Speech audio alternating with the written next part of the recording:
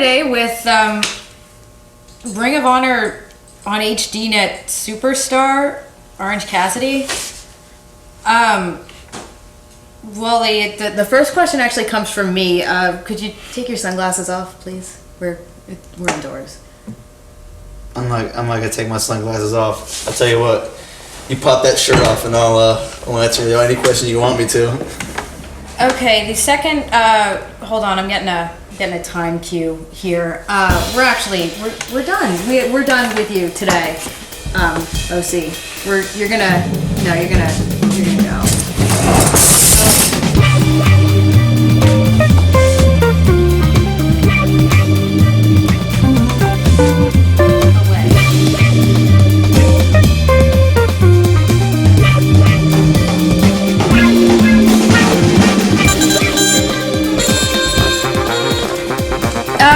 Our next guest today is Chikara's angry evil insect overlord and the leader of the Order of the Neo-Solar Temple, Ultramantis Black.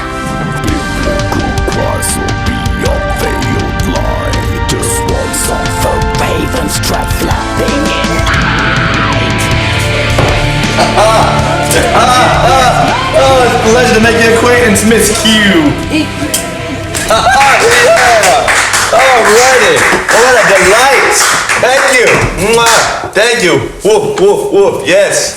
Where are my dogs? Well, what a pleasure. Oh, thank you very much. Yes, Soy chai. Oh, delightful. Mantis, I'm gonna get right down to this. Please do. We have some questions from our viewers today. Yes. The first ones are pretty basic, so bear with me here. The first one's from Brian. Brian, yes. Devoted legionnaire. The Legion. How did you decide to become a pro wrestler? Well, Brian and Ms., I'd like to say this. It all started back in my younger years. I was working in front of the television set in my family room, the den, if you will, at home. And my parental figures, the mother and the father of the family, they were out doing the yard work. And we had a contraption, a gizmo, if you will, on top of our television set. This was before the days of the basic cable, you see. And you would twist the gizmo, and this would rotate the antenna on the roof. The aerials, if you will. And so I would turn this gizmo, and this would allow me to get basic cable channels from other regions, territories, you might say. I will remember the first match I ever witnessed on television was Big John Studd taking on the Masked Invaders in a handicapped match of all things. My very first match, a handicap match. So I twisted this gizmo and I got Channel 9 WWOR from New York City. I watched this match and I was in awe, and I was attached. I was addicted, and from that day forward I decided that my calling in life would be repairman of antennas. And so that's it. All just steamrolled from there, and so on and so forth. If you understand what I'm saying. And from then on, let me continue.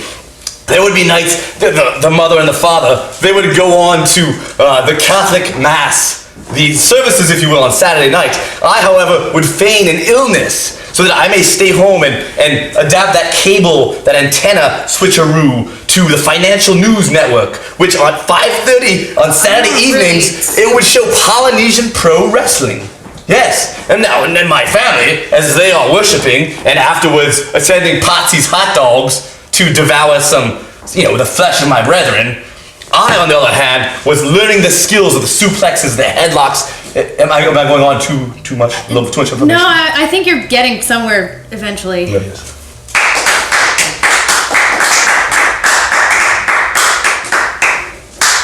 Thank you, yes. Okay, kind of leading off from that, we have a question from a viewer, Aunt Harold. Yes. It's A-N-T, not A-U-N-T. Ah, well. Would you ever wrestle without your mask? What a ridiculous question, Ms. I might say that my mask is my identity, and my identity my mask, and therefore the answer would be no. Thank you.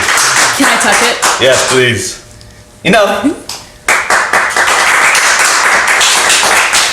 Okay, we have another viewer question here. This is from Jeremy Normal. This one's actually kind of interesting. Normal, he was a wonderful character in the Garfield comic strips, Normal. It's adorable. back in time, what would you say to Ultramantis before he was Ultramantis Black? If I could go back in time, if we had a machine, a contraption, if you will, and let me warn you, that has not gone unnoticed in the time travel, if it were. What I would say to myself, I'd have to tell myself, never give up on your pitching career for this wrestling business. It is a shady, shady, terrible, terrible, awful, evil, malignant business, and there's much more money to be had in throwing the old bean across the home plate. So I believe that's what I'd tell myself. That's depressing. This actually comes in from another viewer, Jerry. Just Jerry. What was it like wrestling Tracy Smothers in one of your first matches? Oh, a blast from the past, everyone. Yes. Oh, you know him. Well, Tracy Smothers, definitely an interesting time there. I was intrigued. I first met the man in the locker room, and of course, very early in my career, and this was one of the biggest matches of my career at this time. And I shook his hand, and I noticed a "What Would Jesus Do" bracelet around his wrist. And yeah, that's your thing, of course. But yes, and Tracy Smothers and I, we met finally out there in the ring, right in the square circle, if you will. And I didn't know what to do. I mean, I clubbed him as much as I could, but the man is just stronger and bigger, and we're on the outside, and he just wrapped a chair around my head. That had never happened to me before. So on the ride home on the tram to my dwelling, I vomited. Well, the concussion syndrome, I vomited right there right in the tram. They had to clean it up later on, but I believe we have a clip from that match. Can we roll the tape, please? People in the back. There's no clip. We no. No. Okay. Well, next time, folks. Next time. Top 3 fan experiences. Favorite fans. Well, I have to say, I have no favorite fans. In fact, I despise all of them, unless, of course, they are devotees of the altar. We don't call them fans, we call them devotees. Now, any devotee who approaches either myself or the Crossbones, or any member of the altar, I'm not saying any names here, but if you approach me with, of course, we love any kind of offerings, and those include any kinds of non-animal derivative dessert treats, and of course, flowers are just wonderful. I prefer gardenias, I prefer orchids. Gladiolas are my absolute wonderful, most favorite. So that's yes, yes. I'll see you all after the show in the back alley. One more question about your career thus far. Brandon K wants to know your BK, wonderful broiler. Yes. Your favorite match. Yes. Period. And then your favorite match involving you. And I guess he's assuming that they are, not the same. Well, yeah, my favorite match period would have to be, that's a toughie indeed, that's a toughie. I'm gonna have to go with myself, of course, taking on none other than the wonderful, wonderful Super Orca inside the squared circle of the Chikara wrestling ring. I'm sure you've all seen it, yes. It was brutal matchup. Brian wants to know, getting into some things about your veganism, what's a typical breakfast for you? Typical breakfast in the morning for Lord Ultramantis Black will consist of one heaping bowl full of steel-cut oats, topped off with some fresh fruit, blueberries, strawberries, bananas. We in the business know that as California oatmeal. In addition, I would have a big, tall glass of a nice ice-cold macronutrient rice protein shake. Those are very important. No vitamins, don't believe in any kind of artificial supplement whatsoever. And of course, a little green tea to get the metabolism running. Yes. Well, okay, I'm sure. Kind of leading off of that, this is an odd one. We got a question here from Jake Desmond. He wants to know your favorite part of the food pyramid. That's an irrelevant question. Next, please.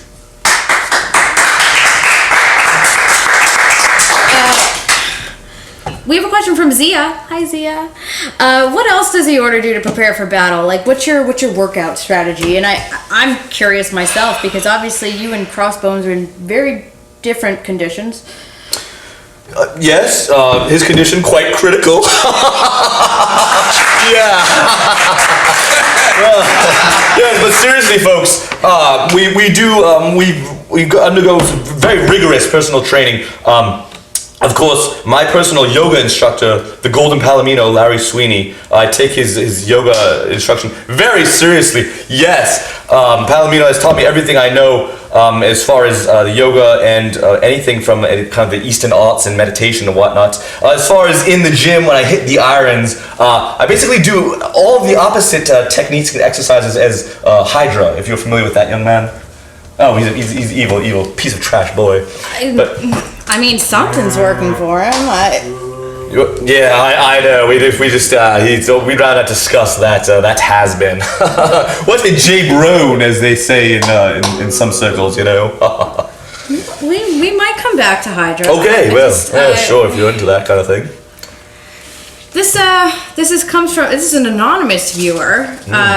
Did not wish to be recognized, and I see why. How do you tolerate Crossbones and just general gluttony? Hey, the man is what he is, sweetheart. I kid. But really, Crossbones, I mean, he's a lifelong friend of mine, a life partner, if you will. You can call him that if you like. Hey, I mean, he's very big in the bear community, and I respect that. I really do respect that. Yes, I do. We're free to be who we are, folks. We are. This is a great day and age that we're in right now. So, Crossbones, he likes to indulge on occasion, but also when the time comes in the ring, he's my muscle. He's my thug, my backup man. He's there to destroy and punch and kick and do whatever that wrestling is that he does. So you gotta love the man. This is a question coming from Becca. What's your favorite vegan treat? Favorite vegan confection? That's a toughie. That really is a toughie. Actually, I enjoy the vegan treats made by my own grandmama.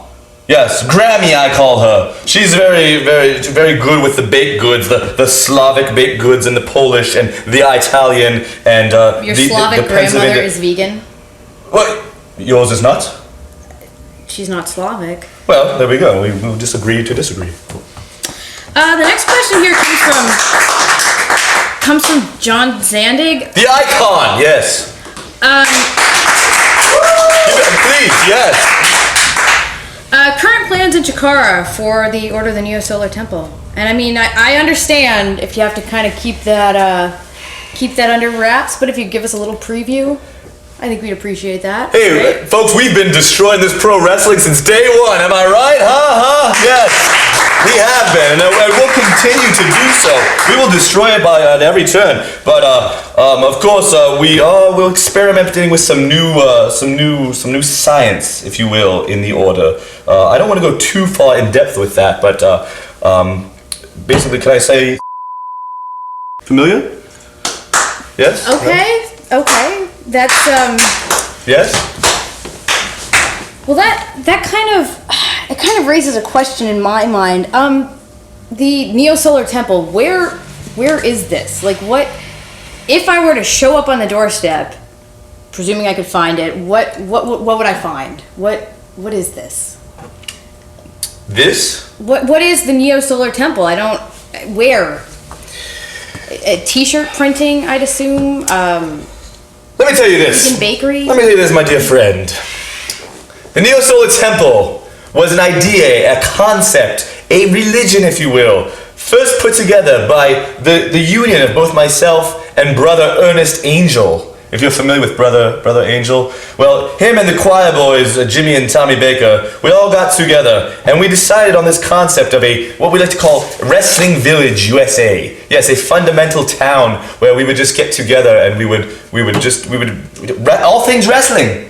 You see, that's where it came from. All things wrestling and world domination. Well, later on I decided that had nothing to do with this wrestling business, so I decided the only way to destroy this wrestling business, because it is in fact inherently evil, was to destroy it from the inside out. And we've gone over this many times in the past, but that's essentially how it would work. Now, if you were to come to the door of the Neo-Solar Temple, you would ring the doorbell. First of all, we'd open the door and we'd say, we don't want any of the watchtower, we're not into that kind of thing. That's what I'm saying to you. But anyway, then afterwards we'd realize who you were and we'd call you in, and when we discuss our own principles and values, and we'd offer you some soup, some miso soup perhaps, no bonito flake, none of that kind of stuff. But anyway, We would have a wonderful time. We'd talk, we'd chat, we'd eat, we'd drink teas, of course, and we'd go from there. Does that answer your question? I think so. Yeah. You know, if I may, perhaps. Yeah, well, yes, but perhaps this might help you a little further. This is actually a little something. Let me, if I may. I penned this last night, a little poem. I penned this in my journal by candlelight at my bedside table while I was in bed, and I ripped this page from my journal. Let me. Well, no, please.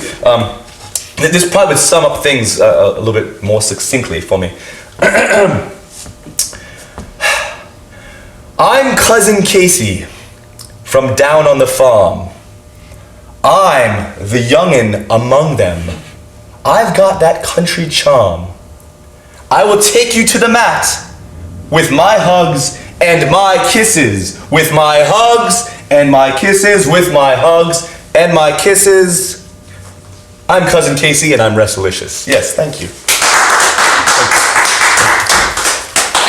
I hope that cleared things up for some of the weird viewers out there. Somewhere. Well, yeah, maybe. Another question from a viewer. This is from the son of Mecha Mummy, second generation superstar. Assemble a dream team for a cybernetical match. A dream team for the cybernetical match. Now, are we talking human beings, live, dead, somewhere in between? Yeah, I'm gonna put no restrictions on this. Okay. I would start off with my man. With the plan. Of course, I'm talking about none other than General Dwight D. Eisenhower. Oh yes, that's who I was talking. He's the captain, of course. Why? Well, you know, hey, he's been all over the map. Beyond that, of course, I would pick my comrade Crossbones. I've heard a lot about Orange Cassidy. I don't know. No. No? No. I've been getting a lot of good feedback about Orange. No. Just. Well, okay. If I have to take him from the equation, in addition, I would also pick. Oh my! Well, of course, Eddie Gilbert. The Ringer. Are you familiar with the Ringer? The Ringer. Mark Mest. Let's see. Arthur Fonzarelli. This is 27 names. You need to pare it down. How big is this cybernetical team? We're 28, 29? Am I getting close? I'm gonna actually move on to the next All right, question. fine. We'll come back to that eventually. This is from another viewer, Ryan Bergman. Wants to know. The Bergman. Oh, Alex Bergman. Ryan Bergman. Yeah. Yep, Ryan Bergman. Which commentator is your fave to work with, and why? Favorite commentary. I've made no bones about this, Mr. Charlie Taylor. Oh yes, Chuck Taylor. He's just he's on par with what this professional wrestling business should be, which is everything that professional wrestling is not. Charlie Taylor is a man that I have much respect for, not only because of his wonderful skills on the commentary table, but also for his skills in the bedroom. And I'm talking, of course, about the vacuuming, the sweeping, the bidet covers and whatnot. We have a series of questions here relating to your work in death matches, and I think I know where this is coming from. You do have an upcoming tour of Japan, and I know everyone's familiar with your work in Chikara, and of course, any of us who are really fans are familiar with your work in Full Region Pro. I'm a fan. Thank you. And I'm sure that it was the core tapes that sort of filtered their way over to Japan, and now you're going over for a tour. Yes. Are you planning on working any death matches while you're over there? I mean, I have a bunch of questions about that. I mean, this is what people really want to know about. So if you wanted to, just kind of talk about that a little bit, any of your experiences. Well, let me just say this. I have made a few excursions into the deathmatch realm. I will make no bones about that. Both in my younger days, as well as my middle days and my older days. Now, as far as Japan goes, who is to say? Anything goes over there in Japan, the land of the rising sun, if you will. If we are in Kabuki-Chow, if you will, and if I go into one of the doors with the red light streaming through the window, and I knock and I walk through, and one of the young ladies, of course, puts down some sort of contraption, medieval-like torture device, and wants me to get into this contraption, who am I to deny such a thing? Is this what you're speaking of with the death map? With a death map, like light tubes and barbed wire. Yes, I believe I will be engaging in some of the hardcore brawling, if you will, made famous in the Tupelo concession stand brawl of Tupelo, Mississippi. That kind of thing, hitting mustard, ketchup, doggies.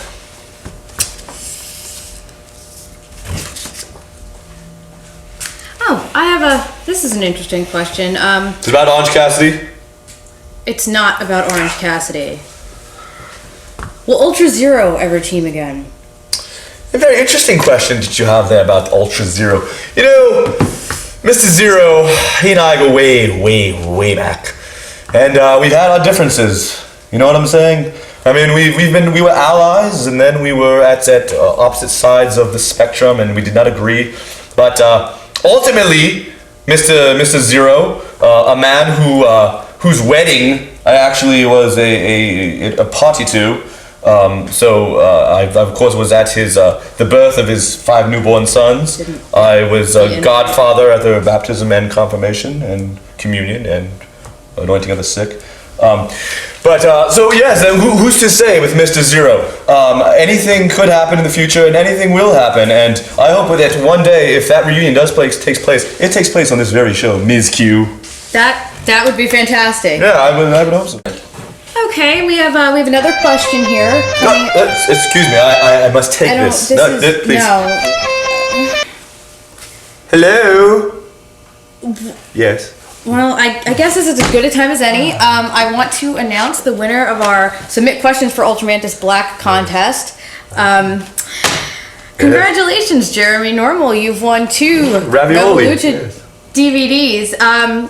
Mantis, do you want to congratulate? Well, that's what I'm saying. Congratulations from Ultramantis Black too. But yes, okay.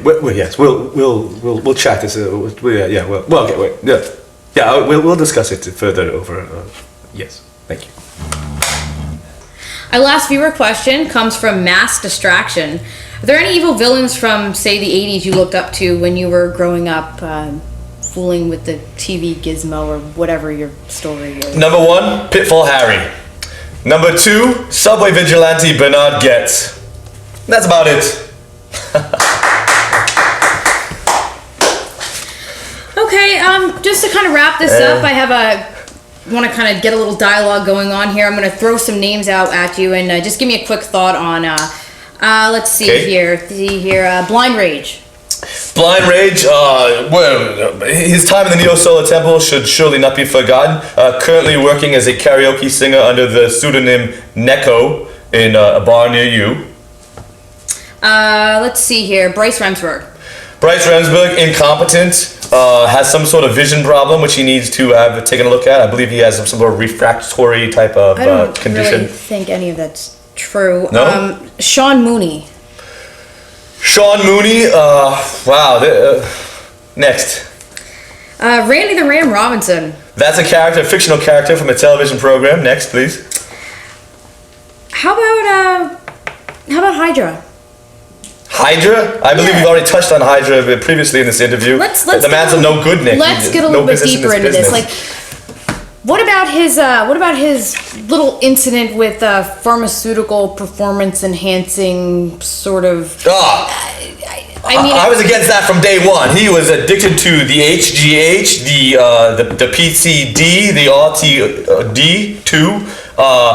I was against all of it, and I condemned it. I said, Hydra, you can't do this. This is not right. This goes against all our scruples in this wrestling business, and we must respect what our forefathers have brought up with us. And he turned his back on that, and he did what he wanted to do, and it cost him many matches in the Chikara Pro. It cost him many matches in professional wrestling in general, and he was suspended, and it cost me a great deal of money. And of course, my financial backer, the Golden Palomino, Larry Sweeney, money is nothing to the man, but I just can't have this going on forever. whatever. And so I said, Hydra, you no good, Nick. You are worth nothing. You are meaningless to me in this business. And therefore, I did away with him. I did away with that backstabber and that traitor and that terrible young punk. What if I told you Hydra was backstage the whole time? What the? Wait a minute! I didn't sign up for